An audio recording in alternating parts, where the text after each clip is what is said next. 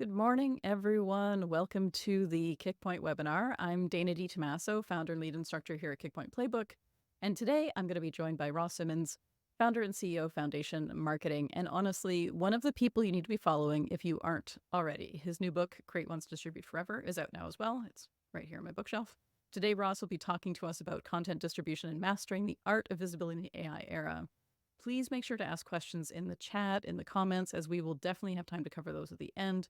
Now let's bring in Ross and get things rolling. Hey, Ross, how are you? I'm doing well, Dana. Thanks so much for having me. I'm excited to be here. And hello, everyone. This is going to be fun. I'm going to be talking about one of the things that I've been super passionate about for quite a while. So I'm looking forward to this one. It's going to be fun. Awesome. Let's get things rolling. Let's do it. So I would hate to start with a major promise, but I have to do it. I have to start with a big promise and make this promise something that I hope I can help you realize by the end of this. Today, my goal is simple. I want to help you learn how to get your content in front of more people, like 10x more people than you currently do. That's my goal. That's my objective. And I know that that's a promise. And I know that over the years, marketers have made a lot of promises, and some of those promises have been broken. But that's my intent today. And I will say, without question, there's no question at all in my mind that I know that some of you have already been tainted. I know that some of you have already been hurt by the fact that marketers have gone on stage for years and they've preached at the top of their lungs, if you create content, the world will be yours. If you create content, you will win at Google. You will win at search. Do not worry so much about all of the other variables. Don't worry about intent. Don't worry about click-through rate. Don't worry about any of them. All you have to do is create, and you will win. I hear you. I feel for you, and I am sorry. I'm sorry because if you rewind it back into time, young Ross, circa 2014, would have been on stage saying those exact same things. I was on the stages telling people, you just need to create content. And telling people this sent them down a path that I believe a lot of us have fallen victim to. A path where we over-focus on creating content, on creating stories, creating blog posts, creating ebooks, instead of thinking about these things as assets that we need to distribute and amplify. And my goal today is to get you out of the model that so many organizations are in, where they talk about coming up with a content strategy, and the strategy actually looks just like a content calendar. We have to recognize as an industry that these are not the same thing. A content strategy and a content calendar are two completely different things. And then I know you've probably heard, you've probably been online, you've probably read something where someone said, you know what we need to do? We need to think like a media company. And then they say, let's throw some content writers in the mix. Let's throw an editor in the mix. And maybe if they understand search, they might even say, let's throw an SEO in the mix. And they say, we're thinking like a media company. Okay, I hear you. But remember, there's a lot of those media companies that we're trying to emulate that no longer exist. And because of that, we need to think differently. I feel like this is one of the biggest problems. Again, we forget the principles that allowed those media companies to thrive. The newspaper companies of the past won because they had distribution. What do I mean by that? Well, it just so happened that they had access through newspaper routes where they would have people with newspapers in their backpack on a bike, dropping newspapers off at your door. What is that? That is distribution of content directly to your door, right? And then this little thing called a phone happened, where people were able to get the media and the news directly on their phone. Whether that's good or bad is a whole different dialogue, but we now have news 24/7 in our pocket, right? So what we need to realize is that those media companies played a whole different game. And when people get all upset about saying that you said the marketing works, well, folks, content marketing is a two-word industry. It's not just about creating content. You have to market the content that you produce. Content marketing. One of the biggest issues that we see time and time again in the industry is brands falling victim to this mentality and this idea that they can just create things, create content, and the world will be theirs, instead of focusing on the distribution of that content. So when we think about that idea, think like a media company. I don't want anyone to go on Threads. I don't want anyone to go on LinkedIn and start saying, Ross said we shouldn't think like media companies. No. That's not what I'm saying at all. What I'm saying is that we need to think like a modern media company. Modern media companies like the folks over at Masterclass, where when they create a product, it's essentially a series of content assets, right? Like it's Chef Ramsay teaching me how to cook shallots. It's Serena Williams teaching me how to do a backhand. It's all of these individuals recorded content. And then instead of just hoping that people find them, they distribute those stories through Instagram. They distribute those stories through LinkedIn, through Facebook, through Reels, through all of the different channels to get you on eventually their website, to get you to consume content on their website. Now you might be thinking, wait, is Ross saying that we shouldn't blog? No. That is not what I'm saying at all. I still believe that blogging is ridiculously valuable. But what I'm saying is we need to create things that are worth promoting. We need to create stories that are worth distributing across a wide range of different channels where we know our audience is spending time, and on channels where we know we can connect with the people we want to talk to. Now, I want to give you a simple framework that I call the 4 E's. And this framework is essentially the playbook, the methodology that I believe every organization, every creator, every brand should embrace every single time they're about to create a piece of content. Your content should fall into one of these categories. It needs to either educate people, engage people, entertain them, or empower them.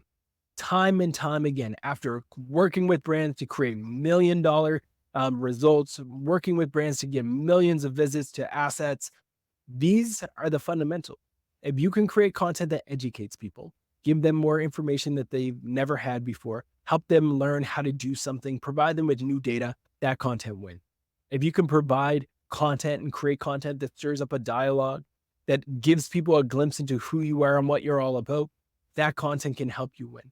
If you can create content and tell stories that put a smile on someone's face, that entertains them with a light joke and a bit of humor, that content wins. Or finally, the 4th E of the 4 E's, empower. If you can celebrate people, whether it's your clients, your customers, people you work with, other brands that might not necessarily compete with you directly, you can create content that thrives. And if you do that, then you have content that is worth distributing. This is what we're going to be diving into today. If you can align with me on that, if you can agree with me that creating content worth promoting is worth doing, if you can align with me that educational content, engaging, entertaining, and empowering content is the only type of content that you're going to do and create moving forward, then I believe you're going to get a ton of value out of today. I believe you're going to get the same amount of value that we've provided to some of the top brands in the world to help them distribute their stories. My goal today is simple: to ensure that you can use the strategies that we've given to clients, that you can use the strategies that I've used myself, right? Like, this is not just theory. For Create Like the Great, my podcast, I've taken the frameworks and the ideas I'm going to share today and have helped it essentially generate. Last year, we did over 100,000 downloads. And it was due to the fact that we distributed our content through the playbooks and the methodologies that I'm going to talk about today, right? So let me jump in for a second. Yes, please do. Okay, so one of these things is Reddit, and I use Reddit personally. It's great. But how do you make it seem natural on Reddit? Because I'm terrified of posting there as a marketer, right? Like, it makes complete sense, right? Let me disclose 2 things. One, you're not alone. Every single marketer feels that way. When marketers think of Reddit, we sometimes break out in hives. And I'm a Redditor first, marketer second. Like, I love Reddit as a community, place to learn, place to have dialogues, figure things out. It's a good spot for me. I've been banned from Reddit 8 times. So I can say with confidence that yes, it is difficult to come across authentic, but there are some things that you can do. When I first went into Reddit, I took all of my old blog posts and I just started to plug them into subreddits with just the link and hitting submit time and time again. I was like, let's see how fast I can submit them all. Cool. 5 days pass. I can no longer access my account. I'm like, what happened? Oh, I'm blocked, banned. Bye, Felicia, you're done. I was like, okay, this is horrible. What can I do? How can I do this? So I started to reverse engineer success within different subreddits. And what I have found, to be able to win authentically, you have to understand the voice and the tone of the subreddits and the communities that you're going into, and then articulate and mirror that style when you go back into them. So if I'm going into a subreddit that's dedicated to barbecue, I'm definitely not going in and submitting a bunch of links to a website about plant-based food. It makes no sense. But if I go into a subreddit about entrepreneurs, maybe I'll reverse engineer and identify a few things that are different about how the entrepreneurs want to be talked to.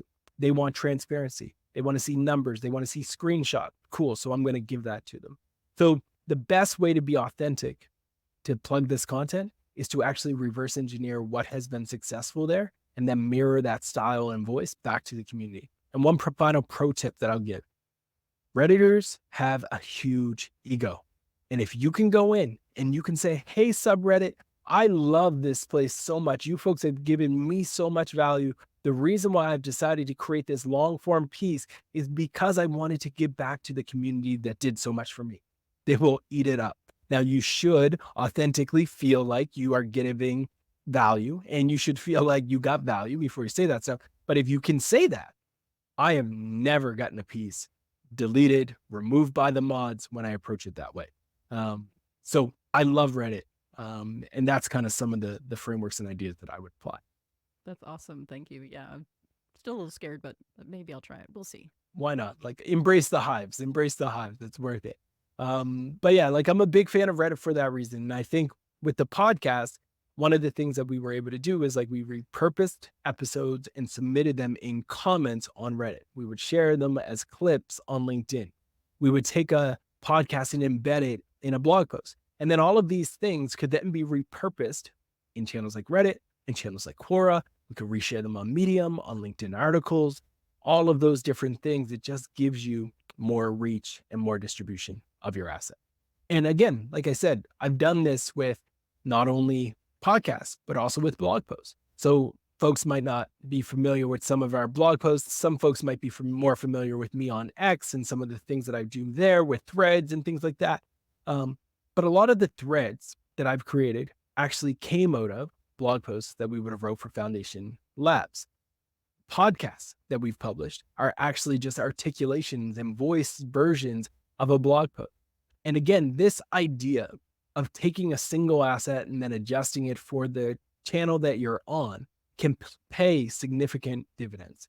This one thread that was created on X has over 1.5 thousand likes. It probably translated into about 200 or so thousand impressions.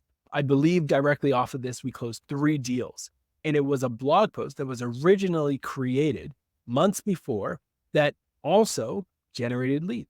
We go live with a podcast, similar episode, we generated 1 lead. Not as much of a hit, but it still translated into direct revenue on the back of it. And this model, this approach of taking what I would call your greatest hits and repurposing them and resharing them in different formats is not just a Ross Simmons idea. This is what Disney has done for decades. I have only realized this as I've gotten older. But if you look back into time, Disney stole from Shakespeare. They took old Shakespeare plays, they threw in some animals, they made them talk, and they called it Lion King. It's fascinating. And then as time continues, they start to roll out Lion King, but they throw Beyonce and Childish Gambino into the mix, and they say, look, now it's a new version of Lion King and new animation. You just apply like good content with new stories, new messages, new technology, new mediums, etc. And then you rinse and repeat. It's why probably next year, this year, I think it's a lock with this Inside Out 2 movie. But like next year, I'm sure there's going to be a rewrite or a remake of some movie that's going to hit the masses, and it's going to be number 1, right? Like, we're going to see this again, time and time again. So you need to be okay with this idea of taking something that is a great hit and then distributing it. And don't end with just the channel distribution. Spread these things into communities. One of my favorite places, as I mentioned, is things like Reddit, but also identify the communities where your audience are spending time. It could be a forum, etc. Submit them and see what happens. We created a piece on unbundling Excel. It got submitted into Hacker News, ended up getting over 155 comments, thousands of visits, almost crashed our website. But like, that is the power of this distribution thing. And that's why my motto is simply create once, distribute forever. This is, again, a methodology that I have tried time and time again, not only in my own work, like I just shared with you, but also with clients, where we've run experiments, where we've run distribution playbooks with certain content assets that they publish, and we've let others just go to the market. And the ones that we've run through a distribution playbook time and time again win. This is the exact model that Disney has run for decades, except applied to the wonderful world of content marketing. It's the same approach that they've used over and over again with the Marvel movies and that constant idea of distributing their stories and making these stories work. I don't know if there's any 90s geeks in the world or on here like me, but my favorite show as a kid was Captain Planet. Like, if I could be the blue Captain Planet someday and like convince my kids to be the rest of them for Halloween, I am 100% going to do it. And I still might. So look out for that on social someday.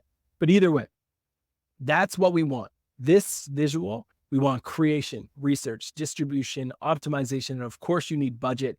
All of these things combined give you a thriving modern media engine. And if you can have that, if you can get that thriving modern media engine, you win. Now, I'm not kidding about that idea of becoming Captain Planet. Ryan Reynolds recently followed me as a fellow Canadian. I might slide in his DMs and see if we can make this movie happen. But we'll see. We'll see. I will keep you all in the loop on that. But truly, we do have to keep at the top of our minds, in the forefront of our minds, this idea that we can't think like the old media companies. We need to think like the modern ones. And the modern ones might require more resources. The modern one might require you to actually invest in third parties. It might require you to invest in leveling up your own skill, right? It might be required. And when you do that, I believe you can win. So you might be thinking, Ross, I'm bought in. Where do I go from here? You start by researching exactly where your audience is spending time. You need to start at fundamentals, folks. We need to start by understanding where our audience is. One of my favorite tools to do that is a tool called Audience with an S, Audiense. Great tool. You can plug in somebody's brand, a categorization of an audience, and you can really unlock some powerful insights around who they are. You can also find interests around like what they're interested in, what other accounts do they follow, things like that. Ridiculously powerful tool. And there's a ton of them, right? Like, if you're interested in more of these types of tools, there's a bunch of other ones that are out there. Sparktoro is another one that I'm a big fan in. I think you can do some ridiculously powerful things with that. You can essentially upload someone's profile, your persona, et cetera, and it will identify things like the subreddit that they browse and that they spend time in. And to me, those are just ridiculously valuable opportunities that brands should be tapping into.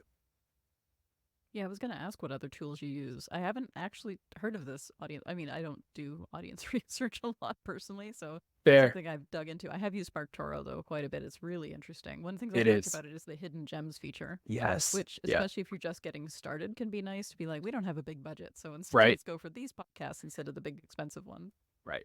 And that's one of the things that I love about it as well. And I think there's two other tools that I'll throw out there. One's called Podscan, Podscan. And what you can do with Podscan is it essentially is running an AI that's kind of like the Google of the world, but it's like scraping and listening to every podcast that gets published. And it looks for keywords that are being said by the guests and the host. And if somebody happens to say Kickpoint or Dana, you can actually have a notification sent to you that this person mentioned you. And then you can send up like an automation where you can email that person and be like, hey, I know you were talking about some of the work we did. Can I come on your podcast? Great way for you to kind of get those opportunities in front of yourself. And then finally, the last thing that I would say as a tool that is probably worth looking at is BuzzSumo. It gives you the ability to kind of see what channels people are on, what content is being shared the most frequently, which gives you an insight into what we call content market fit. So if your audience is sharing certain types of content, that means that audience really liked a certain type of content. So we use tools like BuzzSumo to better understand that as well. So those are some of the tools. Again, Audience with an S, Sparktoro, Podscan, and the last one that I just mentioned was BuzzSumo. And those four in particular, I find to be ridiculously valuable for audience research. So let's dive in a little bit into data.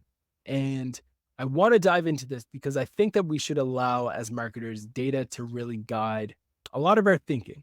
And this stat around where the vast majority of like US adults are spending their time, to me, is a fascinating study because the vast majority of us likely aren't investing a proportion like this in terms of our content investment. YouTube takes up 83% of like the number of US adults that are consuming content there, right?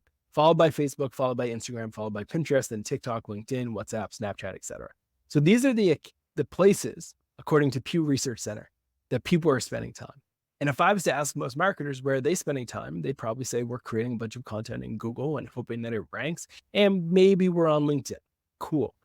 But we have to be thinking about how we might want to actually diversify off of those major players. We have to get back to understanding and thinking about how can we embrace the channels that our audience is spending time on. Now, you might look at this and say, is that Google Plus? Yes, that's a typo. I meant Google Plus YouTube, not Google Plus. That's dead. Yeah, that's dead. It is not Google Plus. I just wanted, it meant to be a plus symbol with a space between it. We're just checking if people are paying attention. Exactly. That's it. I just wanted to see if y'all were paying attention. But no, you're not. No one's on Google Plus. But Google and YouTube, massive opportunity. Facebook, Instagram, and WhatsApp, massive opportunity. Based off of the data, Pinterest, possible opportunity. I've yet to use it for B2B, but if you're in B2C, probably a place for you to consider. Reddit, I believe, is the most underrated channel today. And I ask, like, why aren't you using these channels? It's possible that resources are the constraint, but if the data tells you that these are channels worth spending time on, then maybe we should use them. Anything that has the ability to truly influence culture within your niche, within your audience, is probably a channel that you should think about. And I can't forget that one of the things that does influence culture is T Swift. Shout out to T Swift. If there's any Swifties in the world, like, here it is. I'm giving Swift the flowers right here. When Taylor Swift announced that she was dating Travis Kelce, that guy who plays football, as a football fan, I can make jokes about that. But like, she made him famous. Kidding. God, no. But either way, Travis Kelce's jersey sales through the roof, all because of the Taylor Swift bump. You might be thinking, okay, what does that have to do with marketing? It has to do with you, because at the end of the day, while T Swift might have macro influence, you can find the T Swift within your industry. You can find a micro version of T Swift to talk about your brand, to celebrate your brand. And in my opinion, it's going to have a similar impact as some of the investments that you make today online. And there's no better evidence in this than going over to seeing channels like LinkedIn, where brands like Google are creating content, telling stories, trying to get the message out. And with one single post, an account that has over 400,000 followers had 61 reactions, 17 reposts, and I'm petty, so I wanted to double check. 21 of them were Googlers. That's wild, folks. Why does this matter? It matters because as marketers, we should also recognize that it's harder to do our job than ever before. More noisy, the algorithms are more complex. We've all been duped into thinking that we should pay to get a bunch of people to follow and like us, and then we have to now pay to reach the people who follow and like us. It's a fascinating time. So what can we do? We have no choice, in my opinion, to actually embrace the idea of going to the channels where our audience is spending time, to actually spend time to understand how we can connect with them, and ask yourselves if we can find the T Swift of our space. This was a piece that came out of SparkToro and Datos a few months back, where they did a study where they found that across all of the referring domains to websites, the number one referring traffic source was YouTube, the number two was Facebook, and the third was Reddit. This, again, to me, stands out as data that we should all be printing off, walking around in our office, and if we're remote, then putting on the background of our Zoom calls and talking about. Because this should be a signal that the audience is on a channel that you might not be investing in. And that is where an opportunity exists. One of the things that we can control as marketers, because a lot of things are out of our control. What's out of our control are things like the algorithm. What's out of our control is whether or not a competitor raises a bunch of money. What's out of our control is whether or not the press is talking about our competitors over and over again because they're investing in PR. All of those things out of our control. But what we can control is the number of channels that you're on and which channels you decide to place your bets on. And my hope is that the data helps you see things like this. This is marketers saying where they're allocating their time. And a lot of marketers are spreading themselves very, very thin across a lot of different channels. And my advice is to become great at one thing before you start jumping on to the next. Become excellent at YouTube and then look into Instagram. Be excellent at X and then be great on TikTok. Do not try to be good at all of the things. My dad had a quote. It was kind of wild, but it was true. He said, it's always better to have one good kid than have 5 bad. And I 100% agree with that on social media too. It's better to be really, really good on YouTube than bad on every single channel. Folks, you can control how you invest in channels. And when HubSpot did this survey, they found that marketers on average are on 3. If today you're only on 2, let this be the invitation for you to open that up and expand and maybe go into another, right? That's what I encourage you to think about. Now, we talked about upfront that this is amongst the AI age. And the AI age is different.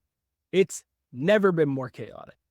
So let me give you some insight around the way that we're thinking about it at Foundation, the way I believe the industry is going to really start to open up to and start to see in the future, and why I believe distribution is going to be more important amid the AI age than ever before.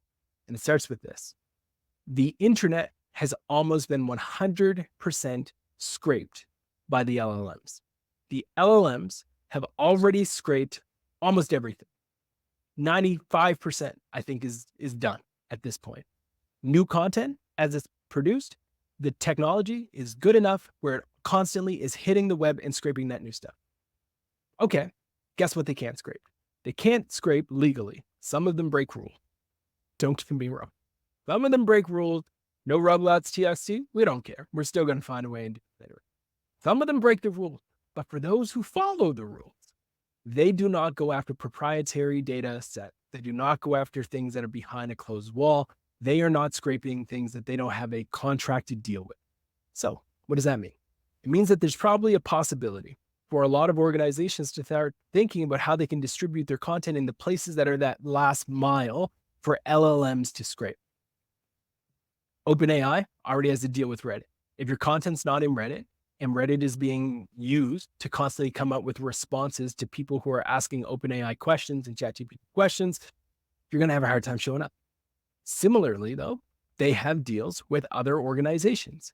They might not have a deal today with TripAdvisor, but you can imagine what that licensing deal would look like and the impact that it could have on the travel industry if there starts to be an ability for travel companies, for hotels, for B&Bs to start having an experience within OpenAI, ChatGPT, where a conversation leads to them having reviews showed up directly. What's the best resort that I should stay in Montreal? What's the best hotel that I should stay in Budapest? Like, all of this info can start to come through an LLM. But if you're not there, how are you going to influence it? So you influence it by distributing your stories into the channels where you think your ICP is. And yes, I know this is going to sound controversial, but folks, I actually do believe you have to create content that is worth having the LLM steal it from you and then distribute it forever, because that is where things are today.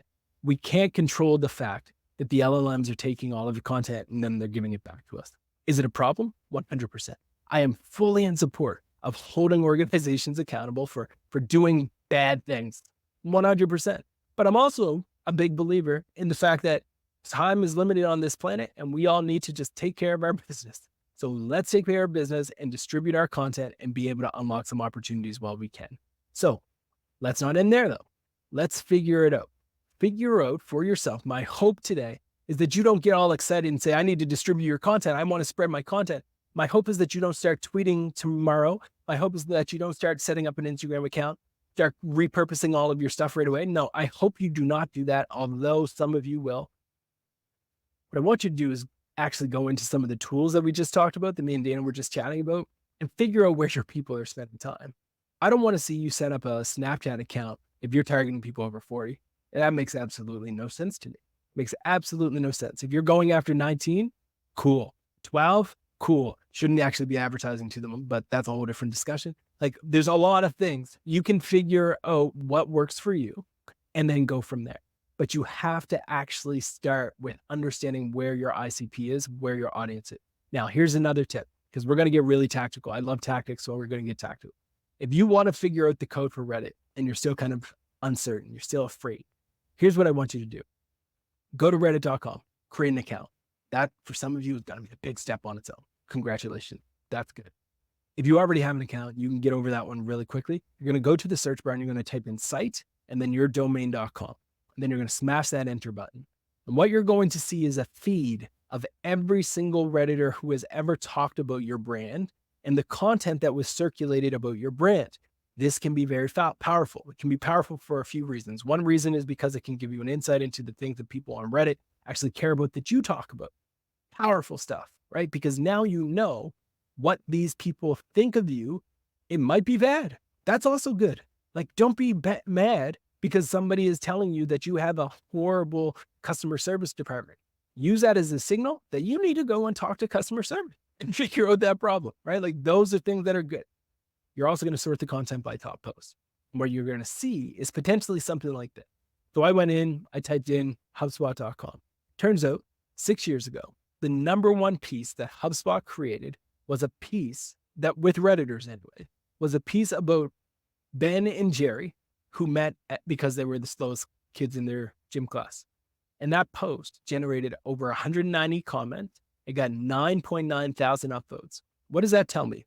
It tells me every year for the last 6 years, somebody at HubSpot should have been going into that subreddit and submitting the same story over and over and over again and optimizing the story to find a way to make it connect back to the product. And that's a whole nother part of it, right? Like, this is what you want to find. This is called content market fit. It gives you the ability to market your content to reach a bunch of people, and you can submit your content once and then just reap the benefits. Sort your content by top posts. This isn't a piece of advice that I encourage you to check out. Now, when it comes to Reddit, I know marketers are terrified, but let me give you some stats that you can take to your boss, to your manager, to your team that might help you get over it. Reddit has already surpassed Facebook to become the third most visited site in the world, or in the US, sorry. But it doesn't end there. Most recently, with that helpful content update, which was very unhelpful, but helpful to some, ridiculously increased the amount of traffic to Reddit, like skyrocketed, folks. Like, I'm talking for years. I've been preaching about Reddit since the dip, like probably 2018-ish was when I first really started talking about Reddit as a channel. This is wild. Like, there's never been this much presence on Reddit than there is today. Google is prioritizing Reddit content without question. They struck a deal with Reddit, and that has led to a ton of areas and scenarios where Reddit content is showing up in the SERP. And for years, people always used to tell me, yeah, but Ross, Reddit's not for B2B. And then we start seeing this type of thing where we see people's Reddit content showing up for best imaging software, for best cloning software. These are not consumer first terms. The only person in the world typing in best imaging software is somebody who wants imaging software. Like, it's not happening just a random, I'm inspired and I'm going to go look for this. It doesn't happen. So when you start to see this type of result in the SERP, you have to ask yourself, is there a place for Reddit as a part of my marketing mix, especially in the AI age? So I would say that's it. Use Reddit, but I want to give you a step further. When it comes to Reddit, there's two things that you need to do. You need to understand that subreddits are very, very important. Subreddit is like a community. And in these communities, you're going to find people who are interested in certain things. On the left, you see a post that I shared in this community called Get Motivated. So it's people who want to be motivated. So I go into that community. I have a blog post. It's talking about all of the reminders that we should give ourselves when life gets out of hand. Submit that content to get motivated. Guess what? 57 upvotes. I don't get banned from Reddit. If I took that same post and I uploaded it to Our Technology, a community that cares about technology, you want to know what would happen? I'd be banned and probably get doxxed and like kicked off the internet. It would not be a fun thing. So you have to understand where your people are.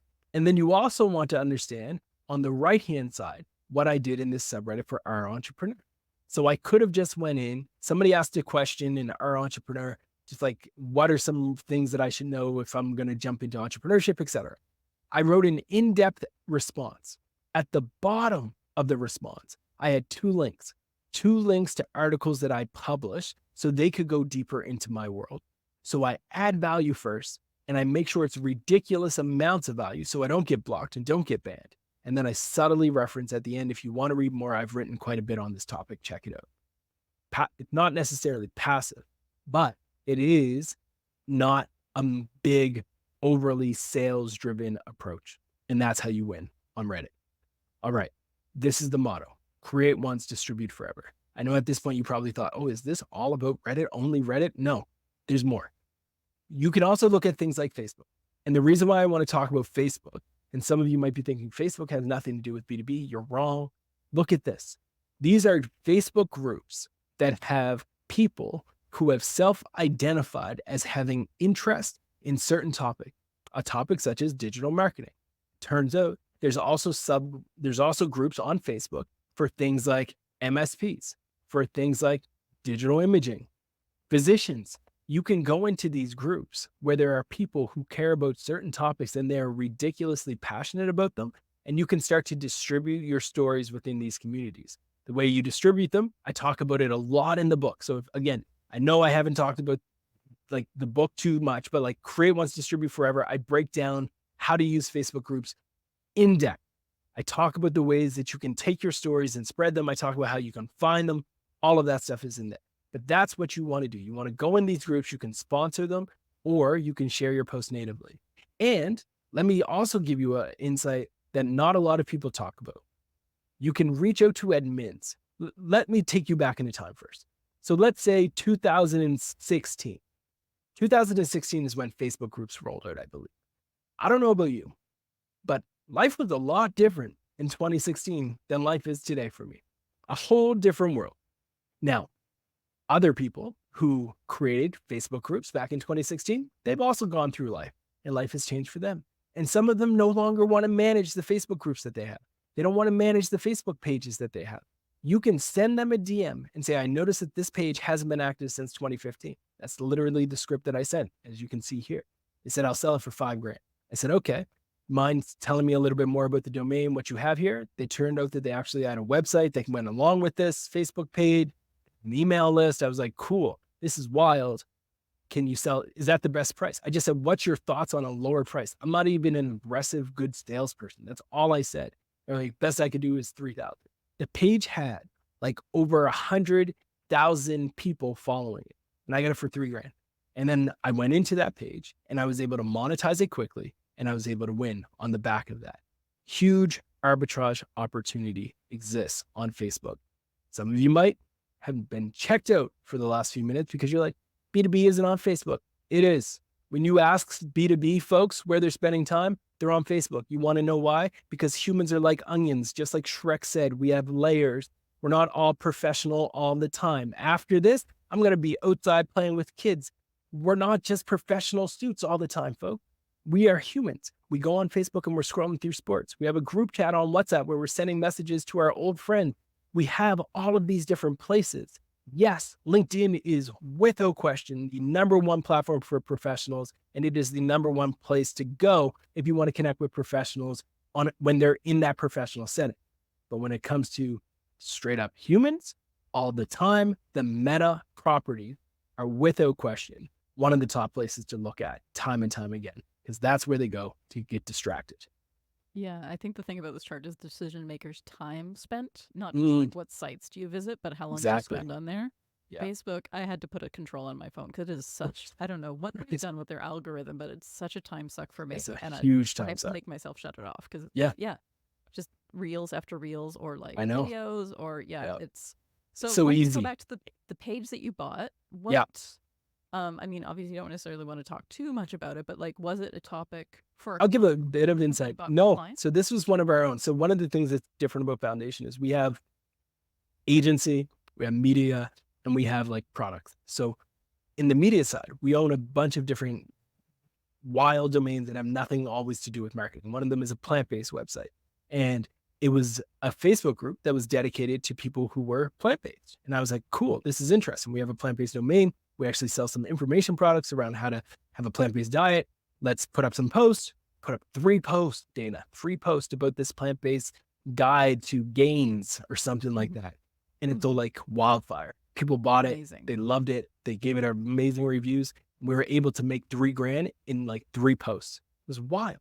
And then you just rinse and repeat. It's okay. Now let's give these folks some cool recipes. Let's give them stuff for free. Educate, engage, entertain, empower, and then let's monetize it. And that's the playbook. So I think more and more brands can tap into these ideas, which is simple. Create once, distribute forever. That's the playbook. Amazing. Yeah, I love that because I think it's something that people would not think of to buy a Facebook page. No, It's not. No, never. I certainly wouldn't have. Yeah. And there can be so much, I think there's a lot of arbitrage opportunity in it. Like I have seen some amazing pages with some amazing people within them. And I'm like, that page is an asset. And when we can start as marketers thinking about that as an asset, I think everything's going to change even further, but we are far way away. So like if somebody does embrace some of these ideas that we talk about today, they're going to be an innovator still. Even though that was in like 2015, these are still novel ideas to your point. And I think folks can win significantly if they tap into this. Absolutely. One thing we were chatting about that we didn't really speak to yet, and I'm sorry if I'm getting ahead of something, is Threads. And I think Threads is a part of this, folks. Like when we talk about the meta properties, there's a couple of things that I want everyone to keep in mind. Is one, the platforms have shown their card. Every single platform over the last 10 years have shown their cards in the sense that if they roll out something new, they are going to emphasize that new thing in all of their user experience, especially if it's their attempts to capture new market share. What is Facebook rolling out? They rolled out Threads. What are they trying to take market share from X? Cool. So they're showing Threads directly in your Facebook feed. They're throwing them in your stories on X. They're like giving you user prompts on it. I think there's a major play there. I think it's difficult, but I think it's an opportunity. And one of the other pieces is that I wanted to mention is Meta is investing more in AI than any other brand. The top 2 investors in NVIDIA chips over the last 2 years have been Meta and Microsoft. So Microsoft has to. They own a portion of OpenAI, of course. And then it's Google, right? So nobody talks about Meta as this big AI innovator, but they're doing something. And I think folks should try to get ahead of what's coming. All right. Yeah, so if you haven't used Facebook's AI, just to talk about that for one more second. Yes, if you haven't please used do. Facebook's AI yet, like use it. It's actually good. It As is. someone who uses ChatGPT mostly, I have tried it Right. out for some stuff. It's impressive, but they It kind of is. launched and they were like, "Hey, we have AI," and they just kind of dropped it. I don't know if they I don't know why really they do that. marketing They it do as that. well. They should. They should call Yeah. you. But Yeah, I know, right? it is very It's true. Mark Zuckerberg's too busy flying around on the zip too busy surfing. surfboards. Yeah, exactly. So one of the things that I love about LinkedIn is the repurposable opportunities. If you have a podcast, if you host webinars, if you do anything like this, those clips shouldn't live and die the day they get published. And this is a playbook that we've run at Foundation for clients for probably like 6 years now, where we see brands who are interviewing people. We see brands who are having podcasts, who are having webinars, and they've made the mistake of just letting those podcasts and webinars collect dust. Maybe they run some PPC ads to drive people to them, and then they scratch their head wondering they're not getting a lot of MQLs, and they try to optimize the landing page, realizing that a landing page is probably not enough to convince people to give their email for a webinar. All those things happen. So what can you do? You can start to identify key money moments in the videos that we call money moments because they're like, that's a money moment where somebody could drop the mic. It's like a great nugget. Identify these moments, chop them up, and then share them, just like the folks at Gong did here, where you start to repurpose the podcast content and turn them into short video clips. You take assets that you've created that could be long form text and turn them into carousels, right? So instead of just creating a text post on LinkedIn with your ideas and your stories, can we turn that into a carousel? Can you turn that into a graphic and then take that same graphic and upload it to Instagram, right? Can you turn that same graphic that lives as a carousel on Instagram and lives as a carousel on LinkedIn and maybe turn it into something on a site like SlideShare? And I know SlideShare is not as popular as it once was, but what's the alternative now? Think about that and try to understand where your audience is spending time. Take the data out of your white papers that some of you are probably sitting on that you spent thousands of dollars to create, and take them out of the white paper and share them as social media posts. This is one of the biggest mistakes that I see brands make. They think that they can invest 10, sometimes 20, 30 grand in creating an amazing white paper with research, with proprietary data. It's all in this PDF, but you can only get it if you give us your email. And everybody says no. And they're like, huh, this isn't working. Yeah, because nobody knows what's in it. So take the data out of these things that you've created, distribute them on social, give a sneak peek. It's the same reason why Disney has movie trailers. Like, you need to give people a taste of what they're going to get inside, tease them, and then let them sign up and download from there. This is a key part of the distribution engine that brands should be thinking about. And if you must create blog posts, which again, I don't want anyone tweeting out Ross's anti-blog post. I want you to invest not just in creating good content, but thinking about how these could show up as articles on sites like LinkedIn. LinkedIn articles currently, not sure this will last forever, are actually showing up in the SERP as well. So we use Stat, which is a great product. I strongly recommend folks to check it out. We have a blog post that we recently wrote on our site, foundationinc.co, where you can learn about this, how we've used Stat to kind of track how often LinkedIn URLs, YouTube URLs, Reddit, Quora, all of those sites are showing up in the SERP for highly valuable keywords. I believe there's an arbitrage play right now that exists for you brands to take old blog post content, upload it as an article on LinkedIn. Google, because they are believing that anything on the LinkedIn URL is high quality and trustworthy, is ranking that content. You can replicate some significant results on the back of this, right? But it only happens. This only takes place if you embrace the motto, create once, distribute forever. You create a great piece of content, you distribute it through LinkedIn, you distribute it through a carousel, you take the time to spread it. But you have to go to the channels where your audience is spending time. We talked a lot about Reddit. We didn't really talk about Quora. Quora is another place where you can distribute your content and get some amazing wins. Jason Lemkin, who is a VC in the world of SaaS, is one of the best Quora marketers that I've seen. He essentially goes out and he finds questions in Quora. So if you're not familiar with Quora, it's kind of like Yahoo Answers, but with a better design. It's like you go to Quora, you type in a keyword, you find questions that your audience would ask. Like, what are good CRMs? What will come after the social CRM? So they're asking these types of questions. You can come in and answer those questions, but you want to do it the way Jason does. Jason doesn't just say, here's a blog post I wrote. He gives the value directly in the answer, and then subtly throughout, kind of like my Reddit post, he references articles that he published on the sasser.com domain. That is the playbook. That's the methodology that brands should be embracing. Create once, distribute forever. But it doesn't end there either. I know some of you are getting already like you're drinking out of the fire hydrant. I apologize, but I'm not actually sorry. You also want to look at things like Substacks or even local newsletters, right? Think about your space, look about your industry, and think about whether or not you could find your T-Swift. You could find your T-Swift by going into a Substack and typing in your niche. For example, we target SaaS companies. So we could type in SaaS and find a bunch of companies that are, or newsletters that target SaaS leaders. We could reach out, we could ask them what their sponsorship rates are, or we could, if we don't have budget, you can reach out and just be like, hey, I just wrote this piece that I think your subscribers will like. They might like it, they might share it, but they might not. Either way, no harm, no foul. You only find out if you take a shot. So you have to try. Or if you don't want to go directly to the platforms, you can also go to traditional style, just go to good old fashioned Google and do a search. Newsletter and CTO. Put them in quotation marks, do a quick search, and what you'll find is that there will be a ton of people who have their job title, newsletter, as like a connection in search that you'll be able to find. So no matter who your audience is, it could be VPs of marketing, it could be marketers, it could be HR professional, type in HR professionals newsletter, HR exec newsletter, whatever it might be. And you're going to find a ton of newsletters that target your ICP. I think there's a huge opportunity to reach out to these folks with value and see value on the back of it. Create once, distribute forever. You might thought I was done, not. So here's another thing that you want to think about.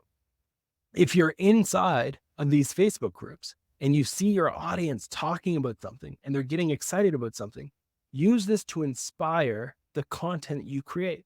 So I'm in a Facebook group with a bunch of marketers, and I seen this post where someone's talking about TikTok, where they're talking about how they went to analyze a bunch of TikTok accounts and they use this to get some insights and then they shared them.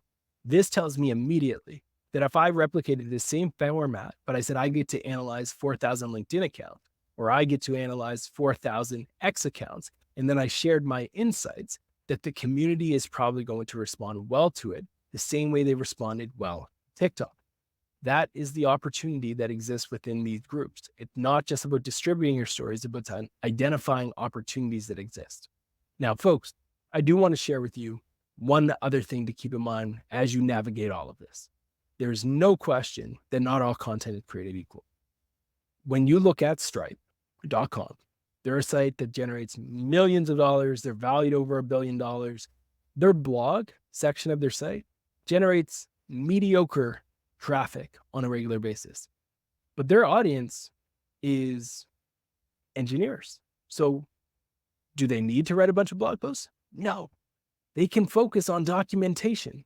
They create a bunch of high quality documentation, which helps engineers figure out how to use their code, how to use their product, and they get hundreds of thousands of visits every single month on the back of it.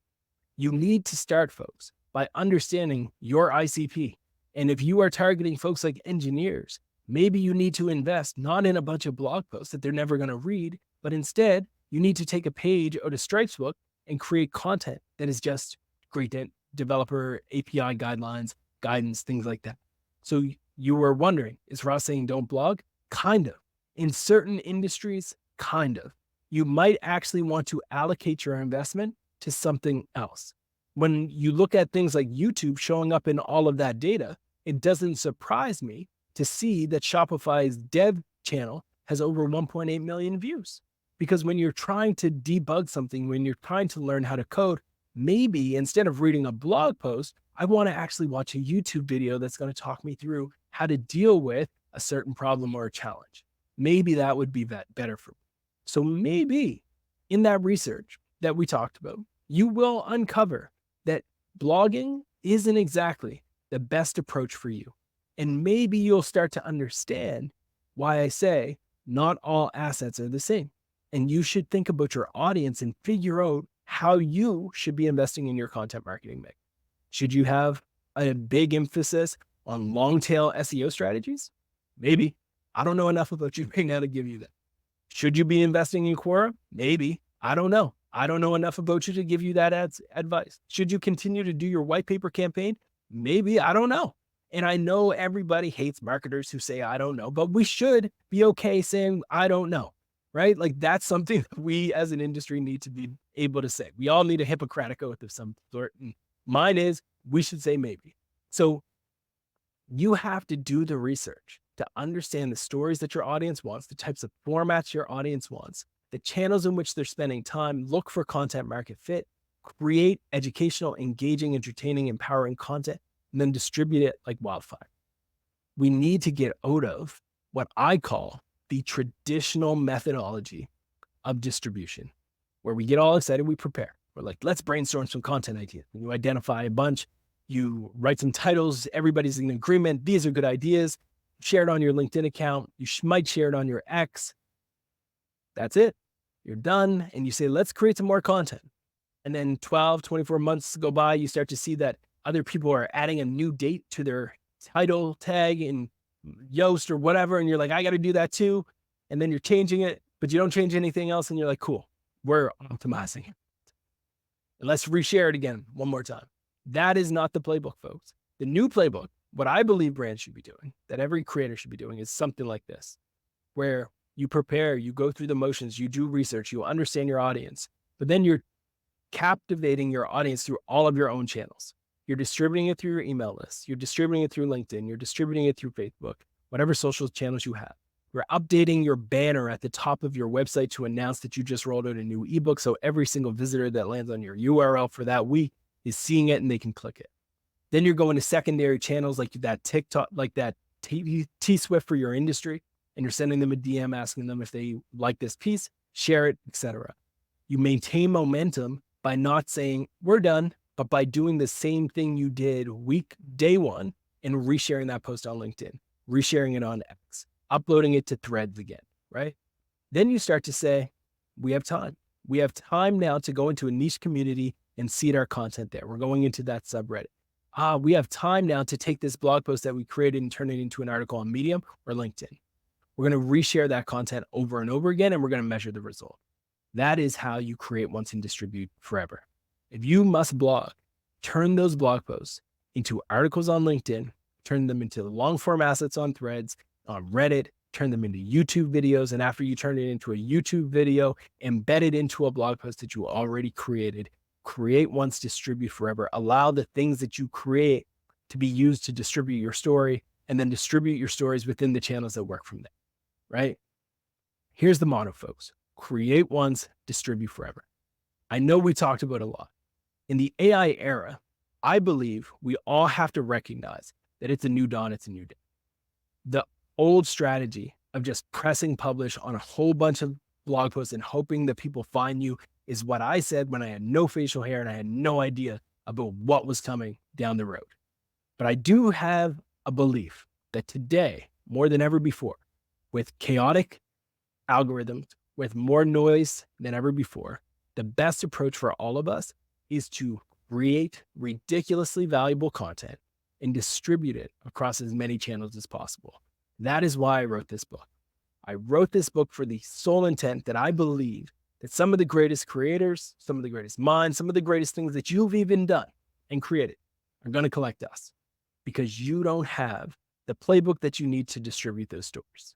And my hope is that this book gives you that.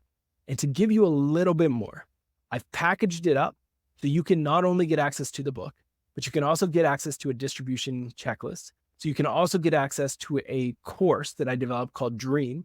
It's our spin of Cream, content rules everything around me, becoming Dream, distribution rules everything around me, as well as a copy of a distribution challenge where I talk through weekly how you can spread your content and get the results that you need, all at rossimmons.com/book. You can get all of this, right? Folks, it's a new dawn. It's a new day. I want to give a huge shout out to Kickpoint Playbook, Dana, for giving me the opportunity to share with you folks. Hope you got a ton of value out of this. I'm always on LinkedIn if you want to stay connected. Think we might have a couple seconds or minutes to answer any questions. If we don't, find me on LinkedIn. I'm very easy to find. But thank you all so much for the time. I appreciate it. Yeah, that was amazing. Thank you. And yeah, as I showed, like, get this book. I mean, full disclosure, Ross sent me one for free, but I was going to buy This it is true. anyway. So I appreciate you sending me the cash. But Exactly. absolutely Appreciate it. this is so good and so helpful. And I know actually I've been watching our Slack on my other monitor here, and a bunch of our team are like, "Oh, we should do this. We should do that." So it's Love been, it. Love yeah, it. fantastic That's for awesome. everybody, I think. Yeah. So we do have some time for questions because, Cool. if you have to jump off, that's fine. You're going to get the replay of the webinar, so you can just skip to the end. So I'm just going to go through a few that were asked during the webinar. Well, I'll start with Liz, actually, on our team asked first. I'd love to know if you've noticed if there are any specific content types that perform better on specific social media channels. Yeah, this is a beautiful question because it actually is tailored to the different channel, and it's tailored to what those channels care about at the moment.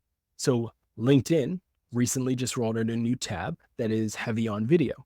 So what I've seen over the last few weeks since they've rolled that out is an increase in video impressions across all of our clients' accounts, because they are seeing and pushing with their algorithm and their intent more people to that channel and that platform. Similarly, when you look at Instagram and Reels, those are blowing up, but also so are Threads. The placement of Threads in the user experience across so many of Meta's properties is becoming, I'm not going to say overwhelming, but it's everywhere because they're placing a lot of emphasis on there. So that's just good old-fashioned text posts that work there. On channels like Reddit, it's actually subreddit specific. So we did an analysis of over 15,000 subreddits, and what we found was that the number one type of post that Redditors like and upvote are links. So they just want you to send them off of Reddit to other sources. And here's the catch. A lot of subreddits do not allow for just pure links. So in those subreddits, the type of content that actually tends to work could again vary depending on the subreddit. And that's why I encourage you to sort by top posts. In a subreddit for our entrepreneurs, long form text posts that are over like 300, 400 words do really, really well. But in a food specific subreddit, images crush. In sports, images crush. Those channels those types of formats work better in those types of niches. So you have to, again, do the research to understand how your audience works. But I hope, Elizabeth, that answers your question. Great. And then a quick one from Brittany. Do you create a brand account for Reddit similar platforms, or do you post as a person? You do both. Sounds like you have multiple accounts. Yeah, you do both. So you have a brand account because you work at an organization, and if the organization no longer has you, they still should be able to thrive and win on the channel. So you have a brand account. But then you also create a secondary account, which could be Brittany at insert brand name here. So having a brand disclosed account is what we recommend. If you are a founder of an early stage startup, then just go in as yourself. If you are a solo freelancer, go in as yourself. You don't need to put any branded stuff on there. But if you are an employee, brand your account so you don't also mix up the two, because you don't want your personal account and your professional account combined on Reddit. Or at least that would be my advice not to, because your colleagues don't need to see you complaining about you losing in your fantasy football league when that has nothing. Looked at my has nothing to do with pretty it. well in fantasy football last year. That's fair. I heard. And now my wife knows who Travis Kelce is. So that's a huge win. That's a huge win. Absolutely. I love it. Yeah. Wendy wanted to know if there's a listening tool for Reddit where we get notifications when the business gets mentioned. Oh, I wish I knew what that was. Is this mention.com? I don't know if they do Reddit or not. Back in the day, I did. It's been a long time. I haven't used them in years as well. Yeah. Wendy, feel free to send me a note and I'll try to find one. I do not believe there is.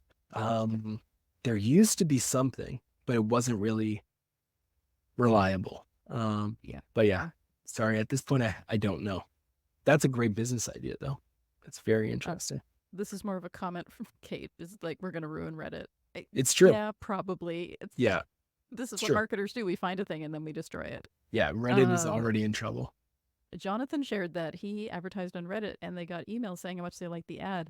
I actually have a whole folder in my Google Photos app of great Reddit ads that Beautiful. I've seen. The Vancouver SPCA does a great job of really guilt-ridden, like, of course you want to adopt this cat, look how sad they are type ads. Yeah, so I love it. Sorry. The Reddit team is actually really good at supporting folks who try to advertise on Reddit. So like one thing that I've noticed is that they have a great ads team who actually understands their platform and will give you recommendations that actually resonate with their users.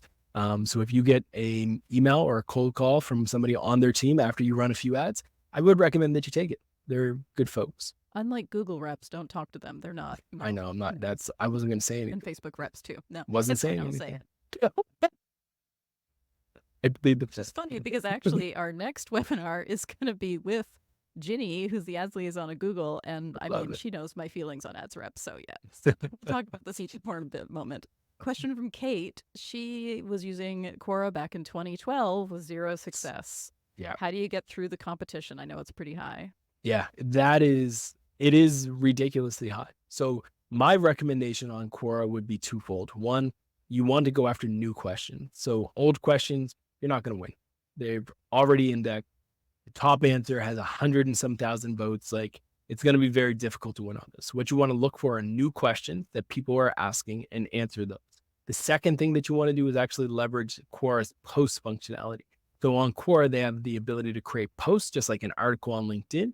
And I would advise that you use those because those assets can get more views and you can ultimately get those views translated into visits to your site. My reco on Quora would be the same reco I give on a lot of these channels, which is experiment. Do not go all in and say, this is where we're going to put all of our, we're not going to go all in on this. Experiment 3 months, see what works, see what hits. If it doesn't work for you, move on to the next. I think there's a lot of risk in the idea of feeling like you're just making more stuff and making more noise. But at the end of the day, the people who follow you today are not the same people who followed you 10 years ago. And what I believe is true is that we actually overestimate as marketers, as creators, on who saw our stuff. We think that everybody happened to be online at the same moment we had published on that video, when in fact, nobody was. Nobody cared, nobody seen it, nobody liked it. And you think, oh, I reached everyone. No, those people just happened to be scrolling through and they got caught up with something else. They opened a new tab, they didn't see it. So I encourage people to get out of the idea of feeling like they're making more noise and recognize nobody saw it the first time. You think they did, but unless you're Mr. Beast, you did not reach enough people. Like you are smaller than you think. You've reached fewer people than you think. No one was online at the time that you thought they were. Mm. So reshare it. That would be my Yep. that would be my biggest piece of advice to folks. This actually reminds me a lot because we also do websites at Kickpoint. And one of the things clients say to us is they're like, oh, we're sick of this website. Like, because you Right. see it Yeah. every day. Of course, Yeah. you're sick of your website, Yeah. but your audience is on there, what, once a year? Like, Exactly. it's okay that you're sick of it. You don't have to change it 100%. just for the sake of changing it. Yeah. I Yep. think it's one of the biggest challenges that brands run into. It's like we get tired of something because we log in every day from 9 to 5 and we're looking at it. But Mhm. recognize your audience aren't doing it. They're not. They don't care as much as you think. And that hurts our feelings because look at how much time we've put into this blog post, but they don't care. Nope. And we have to be okay with it. Yep. Yep. Absolutely. All right. Thank you so much for joining us today. Thanks for That's having me. it for the questions. Yeah. So just to end things off here, I was going to say one thing that I want to mention is that if you're not on our newsletter on Kickpoint Playbook, you should be because we are going to have a 5th off anniversary sale. It's been 1 year since we launched the pre-sale of analytics for agencies. I can't believe it's been a whole year already. So on July 18th, you're going to get 50% off. Just make sure to join our newsletter. And if you did register for the webinar, you're probably already on our newsletter. So just make sure that you said yes to promotion. If you didn't, make sure to go in and subscribe to our newsletter. And then our next webinar is going to be August 20th, as I mentioned, with Ginny Marvin, who's the ads liaison at Google. I might make a little bit of fun of ads reps, but only a little bit. And she's going to talk to us about enhanced conversions and offline conversions, because one of the things in analytics is with the changes to cookies and not having accurate data, one important thing is that you do have first-party data. People fill out forms, people buy stuff, and you have their data. So by communicating that first-party data, you can do much, much better at Google Ads, and Ginny is going to talk to us all about that. So, Ross, thank you so much for joining us. I really appreciate it. People were super engaged in the comments. Love this topic. And yeah, we'll make sure to distribute clips of this. Forever. I Often. like it. Yeah. Thanks so much. I appreciate it, Dana. Cheers. Thank you. Bye-bye.